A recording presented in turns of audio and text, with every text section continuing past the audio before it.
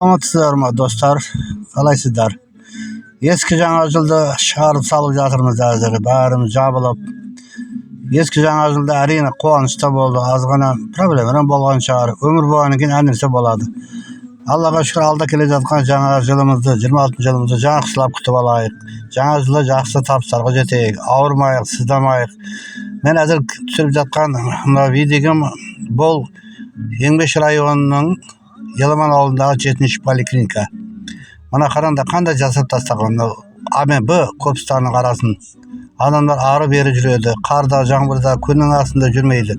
Тамаша қаған. Осындай еңбектерімен ерен көзге түскен Нұрлан ағамызға сәлем, қуанышты хабар жеткізбекшімін. Рахмет. Жұмыстары алға баса берсін. Жұмыстары іске сәт. Сол кісінің басшылығында осы жердегі врачтар, осы жұмыс істеп жүргендер, медсестралар бәрі жабылып, мына тамаша қылып тастады коридор. Мына гүлдер тұр. Қандай тамаша, аппақ айналары бар. Рамалары ашылады, айналары өте күшті. Осы жерге келіп жүрген ақшақша аналарымыз, ақсақалдарымыз ауырмай, сызданмай, шалынбай, қиналмастан ары беттен бері бетке, значит, ана корпустан А корпусынан Б корпусына беймарал өтіп шаршамай жүргені үшін Нұрлан ағайға